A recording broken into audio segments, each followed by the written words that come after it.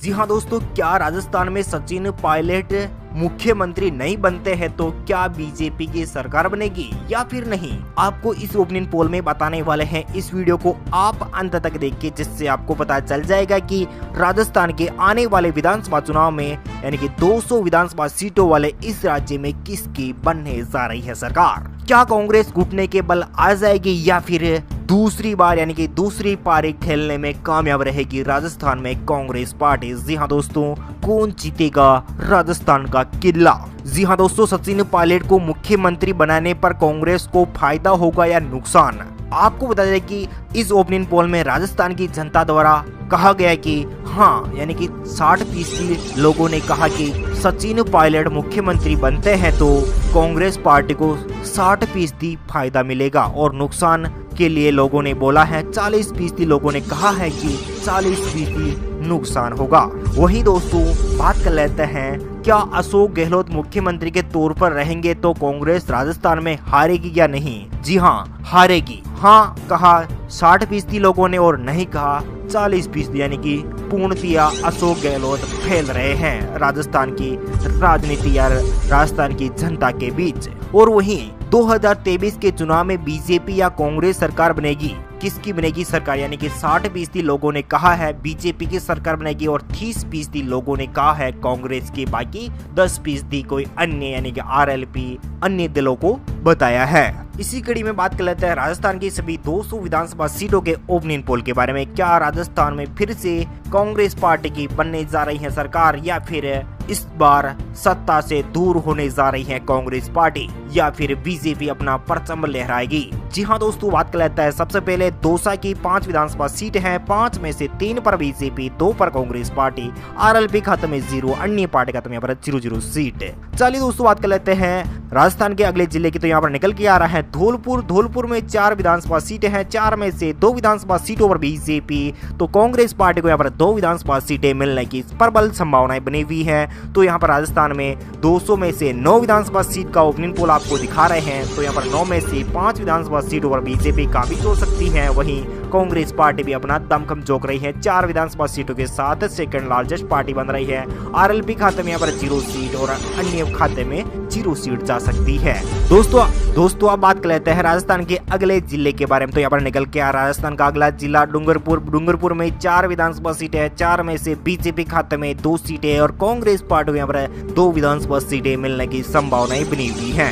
वहीं दोस्तों बात कर लेते हैं गंगानगर की, यहाँ पर 6 विधानसभा सीट है, 6 में से यहाँ पर भारतीय जनता पार्टी यानी कि बीजेपी को 3 सीटें, कांग्रेस पार्टी यहाँ पर जीत सकती है 2 सीटें और अन्य पार्टी के खाते में जा सकती है 1 विधानसभा सीट। तो वहीं बात कर लेते हैं राजस्थान के हनुमानगढ़ की 5 विधानसभा सीटें हैं, 5 में से बीजेपी खाते में 3, कांग्रेस पार्टी को यहाँ पर 2 सीटें, आरएलपी खाते में 0, अन्य पार्टी खाते में यहाँ पर 0 सीट।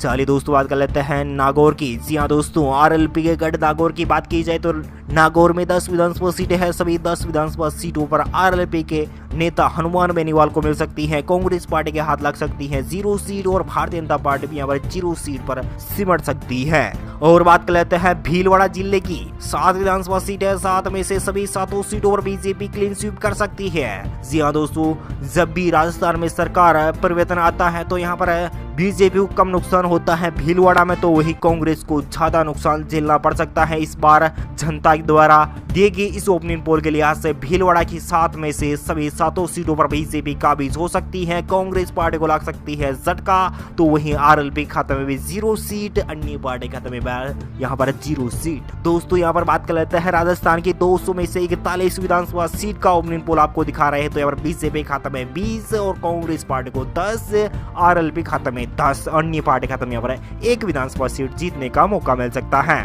दोस्तों बात कर लेते हैं बीकानेर की 7 विधानसभा सीट है, 7 में से 3 पर बीजेपी, 2 पर कांग्रेस पार्टी, आरएलपी खाते में 1 सीट, अन्य पार्टी को 1 सीट मिलने की संभावनाएं बनी हुई है। तो वहीं राजस्थान के 200 में से 48 विधानसभा सीट का ओपिनियन पोल आपको दिखा रहे हैं, तो यहाँ पर बीजेपी खाते में 23 सीटें, कांग्रेस पार्टी खाते में 12 सीट, 11 सीटों पर आरएलपी, अन्य पार्टी खाते में 2 विधानसभा सीटें जाने की संभावनाएं बनी हुई है। दोस्तों बात कर लेते हैं बूंदी की 3 विधानसभा सीटें हैं, 3 में से 2 पर बीजेपी, 1 पर कांग्रेस पार्टी। जी हाँ दोस्तों, बात कर लेते हैं चित्तौड़गढ़ की, चित्तौड़गढ़ में 5 विधानसभा सीटें हैं, 5 में से सभी 5 सीटों पर क्लीन स्वीप कर सकती है बीजेपी, कांग्रेस पार्टी, आरएलपी और अन्य पार्टी का सुपड़ा साफ। दोस्तों बात कर लेते हैं चूरू जिले की 6 विधानसभा सीटें, 6 में से 4 पर बीजेपी, 1 पर कांग्रेस पार्टी, 1 पर आरएलपी अपना कब्जा जमा सकती है। और दोस्तों बात कर लेते हैं अजमेर जिले की 8 विधानसभा सीटें, यानी कि अजमेर संभाग की 8 में से 4 पर बीजेपी, 3 पर कांग्रेस पार्टी, 1 पर आरएलपी, यानी कि आरएलपी भी यहाँ पर 1 सीट पर जीत हासिल कर सकती है। तो यहाँ पर बीजेपी अच्छी खासी लीड के साथ 4 सीटें जीत सकती है, कांग्रेस पार्टी को यहाँ पर 3 सीटें, आरएलपी खाते में 1 सीट जाने की संभावनाएं बनी हुई है। दोस्तों राजस्थान की 200 में से 70 विधानसभा सीट का ओपनिंग पोल आपको दिखा रहे हैं। तो यहाँ पर बीजेपी खाते में 38 सीटें और कांग्रेस पार्टी खाते में अब तक 17 सीटें आ पा रही हैं, आरएलपी खाते में भी यहाँ पर 13 सीटें आ पा रही है, अन्य पार्टी को यहाँ पर 2 सीटें मिल पा रही है। दोस्तों बात कर लेते हैं अलवर जिले की 11 विधानसभा सीटें हैं, 11 में से 9 पर बीजेपी, 2 पर कांग्रेस पार्टी, आरएलपी खाते में 0, अन्य पार्टी खाते में 0 सीट। राजस्थान की 200 में से 83 विधानसभा सीट का ओपनिंग पोल आपको दिखा रहे हैं। तो यहाँ पर 47 विधानसभा सीटों पर बीजेपी, कांग्रेस पार्टी को यहाँ पर 19 विधानसभा सीटें, 13 विधानसभा सीटों के साथ आरएलपी और अन्य पार्टी खाते में 2 सीटें जा सकती है। बांसवाड़ा की 5 विधानसभा सीटें, 5 में से 3 पर बीजेपी, 2 पर कांग्रेस पार्टी। बारां की 4 विधानसभा सीटें, 4 में से 3 पर बीजेपी, 1 पर कांग्रेस पार्टी। बाड़मेर की 7 विधानसभा सीटें, 7 में से 4 पर बीजेपी, 2 पर कांग्रेस पार्टी, 1 पर अन्य पार्टी यहाँ पर काबिज हो सकती है। भरतपुर की 7 विधानसभा सीटें, 7 में से 5 पर बीजेपी, 2 पर कांग्रेस पार्टी, आरएलपी खाते में 0, अन्य पार्टी खाते में 0 सीट। जैसलमेर की 2 विधानसभा सीट है, 2 में से 1 पर बीजेपी, 1 पर कांग्रेस पार्टी, आरएलपी और अन्य पार्टी खाते में 0 सीट। जालोर की 5 विधानसभा सीट है, 5 में से 2 पर बीजेपी, 3 पर कांग्रेस पार्टी, आरएलपी और अन्य पार्टी खाते में 0 सीट। दोस्तों बात कर लेते हैं झालावाड़ की 4 विधानसभा सीट है, 4 में से 2 पर बीजेपी, 2 पर कांग्रेस पार्टी, आरएलपी और अन्य पार्टी खाते में 0 सीट। झुंझुनू की, जी हाँ दोस्तों, उपराष्ट्रपति झुंझुनू से चुने गए हैं और यहाँ पर 7 विधानसभा सीटें हैं, 7 में से यहाँ पर बीजेपी को फायदा पहुंचा सकते हैं उपराष्ट्रपति की कुर्सी की वजह से। 6 सीटें कांग्रेस पार्टी यहाँ पर मात्र 1 सीट पर सिमट सकती है, आरएलपी खाते में 0, अन्य पार्टी खाते में 0 सीट। और बात कर लेते हैं जोधपुर की 10 विधानसभा, यानी कि अशोक गहलोत के घर, गृह क्षेत्र और गृह जिले की बात की जाए तो गृह जिले में 10 में से 6 विधानसभा सीटों पर सेंधमारी कर सकती है बीजेपी यहाँ पर, और कांग्रेस पार्टी को मात्र 4 सीटें, आरएलपी खाते में 0, अन्य पार्टी खाते में 0 सीट। दोस्तों बात कर लेते हैं करौली जिले की 4 विधानसभा सीटें, 4 में से 3 पर बीजेपी, 1 पर कांग्रेस पार्टी।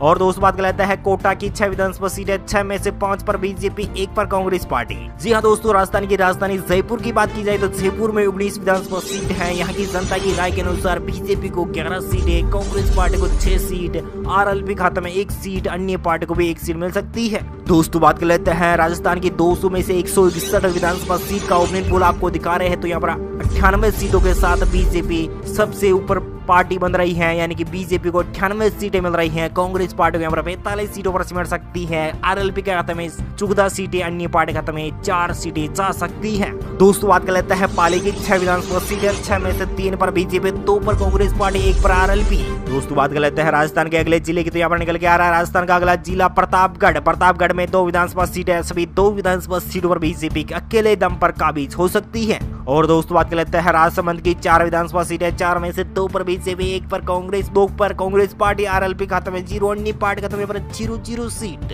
यहाँ पर राजस्थान के 173 विधानसभा सीट का ओपनिंग पोल आपको दिखा रहे हैं। तो यहाँ पर बीजेपी खाते में 105 सीटों के साथ पूर्ण बहुमत की बीजेपी सरकार बना सकती है। कांग्रेस की हाथ लग सकती है मात्र 49 सीटें, आरएलपी खाते में 15 सीटें, अन्य पार्टी खाते में यहाँ पर 4 विधानसभा सीटें जा सकती है। सवाई माधोपुर की 4 विधानसभा सीटें है, 4 में से 2 पर बीजेपी, 2 पर कांग्रेस पार्टी। और बात कर लेता है सीकर की 8 विधानसभा सीटें, 8 में से 5 पर बीजेपी, 2 पर कांग्रेस पार्टी, 1 पर आरएलपी। सिरोही की 3 विधानसभा सीटें, 3 में से 2 पर बीजेपी, 1 पर कांग्रेस पार्टी। टोंक की 4 विधानसभा सीटें, 4 में से 3 पर बीजेपी, 1 पर कांग्रेस पार्टी, बाकी सभी पार्टियों को यहाँ पर 0 सीट। उदयपुर की, यानी कि उदयपुर की 8 विधानसभा सीटें, 8 में से बीजेपी खाते में 6, कांग्रेस पार्टी को यहाँ पर 2, आरएलपी खाते में यहाँ पर 0 सीट।